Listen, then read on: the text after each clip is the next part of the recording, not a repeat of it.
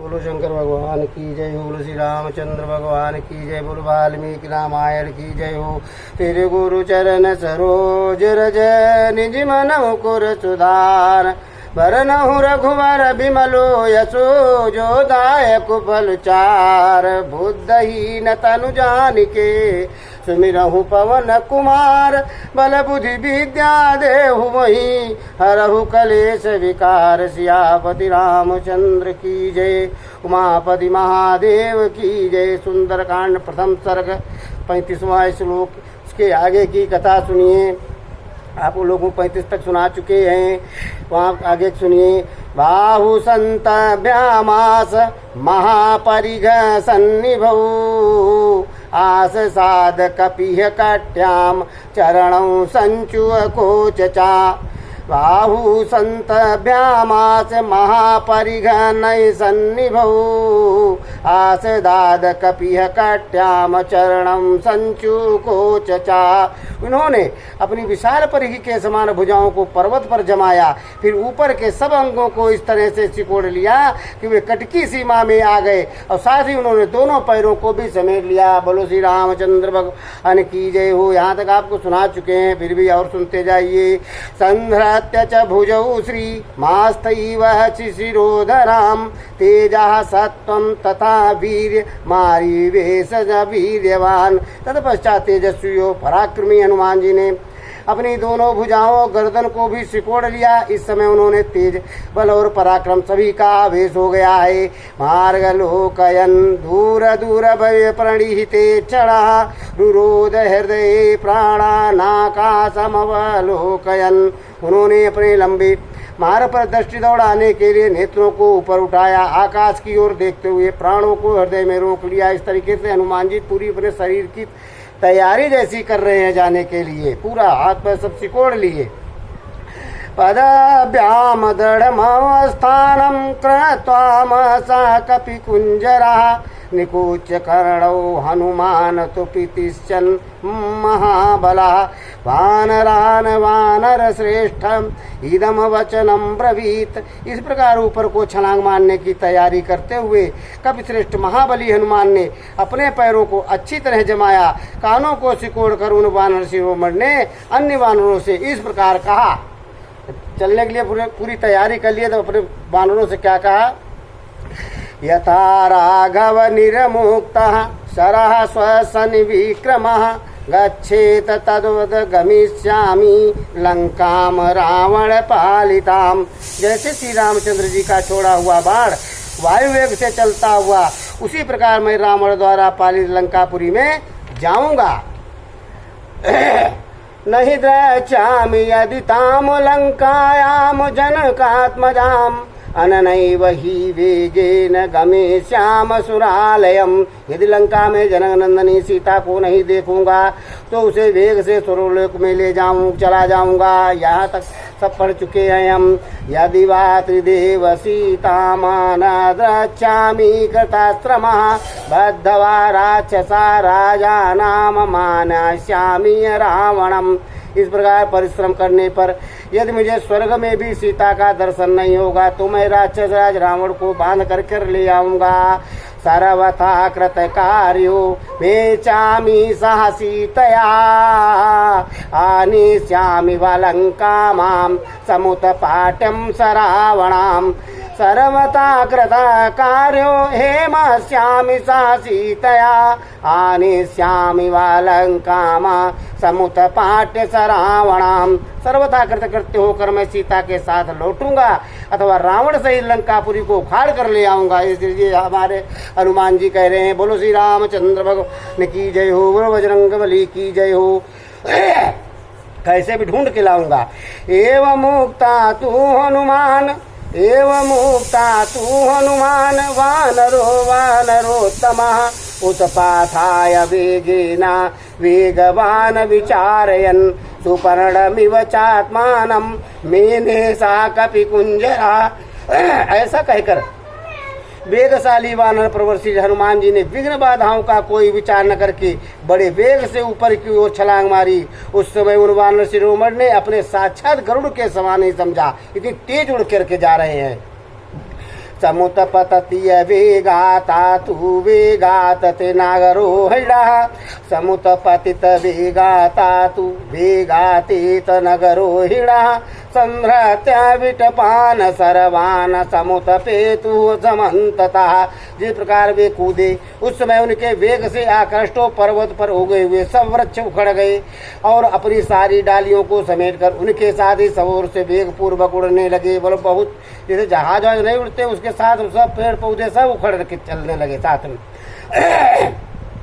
उर्ववेगोतितः वेच्छा मुहूर्तः कपियमन्नव्यूः प्रस्थितं दीर्घमध्वानं स्वबन्धुमिव बान्धवा। उनकी जांघों के महान वेग से ऊपर को उठे हुए वृक्ष एवं मुहूर्त तक उनके पीछे पीछे इस प्रकार गए जैसे दूर देश के पथ पर जाने वाले अपने भाई बंधु को उनके साथ बंधु बांधव पहुँच जाते हैं। बहुत दूर तक पेड़ पौधे सब उड़ते हुए साथ में चले गए।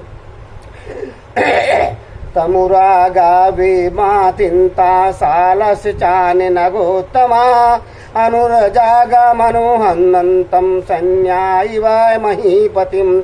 हनुमान जी की जांघों से वेग से उड़े हुए साल तथा दूसरे दूसरे श्रेष्ठ वृक्ष उनके पीछे पीछे उसी प्रकार चले जैसे राजा के पीछे उसके सैनिक चलते हैं।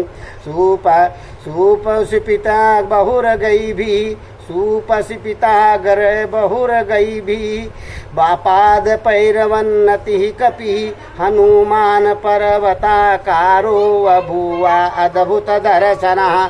जिनकी डालियों में अग्रभाग फूलों से शोभित थे उन बहुतेरे वृक्षों से संयुक्त हुए पर्वताकार हनुमान जी अद्भुत शोभा से संपन्न दिखाई देने लगे। सारवंतो यात ये वृक्षान्यामंजलवनमांबसी सारवंतो ते वृक्षान्यमंजलवनाम्बसी भयादिव महेन्द्रस्य पर्वता वरुणालये। उन वृक्षों से जो भारी थे थोड़ी ही देर में गिरकर क्षार समुद्र में डूब गए। ठीक उसी तरह जैसे कितने ही पंखधारी पर्वत देवराज इंद्र के भय से वरुणालय में निमग्न हो गए। बहुत कुछ तो टूट टूट नीचे गिर गए, जो हल्के फुल्के तो साथ ही उड़ने लगे। सहनाना कुसमय्य किरणय्य कपिय सांकर कोरकय्य सुशुभे मेघ संकाशम खाद्योतायरिव पर्वता। मेघ के समान विशालकाय हनुमान जी अपने साथ खींच कर आए हुए वृक्षों को अंकुर और कोर सहित फूलों से आच्छादित हो जुगनुओं को जगमगाहट से युक्त पर्वत के समान शोभा पाते थे। विमुक्ता तस्य वेगेन मुक्त्वा पुष्पाणि ते द्रुमः विमुक्ता तस्य वेगेन मुक्त्वा पुष्पाणि ते द्रुमाः व्यवशीरयन्तं सलिले निवृत्ताः सुहृदो यथा। वे वृक्ष जब हनुमान जी के वेग से मुक्त हो जाते थे उनके आकर्षण से छूट जाते तब अपने फूल बरसाते हुए इस प्रकार समुद्र के जल में डूब जाते थे जैसे सुहृद वर्ग के लोग परदेश जाने वाले अपने किसी बंधु को दूर तक पहुंचाकर लौट आते हैं। ये उपमा दे दी गई कितनी दूर तक, जैसे पेड़ पौधे उड़े जैसे आदमी बाहर जाता है उनके लोग छोड़ने जाते हैं उस तरीके से ये उपमा दे दी गई।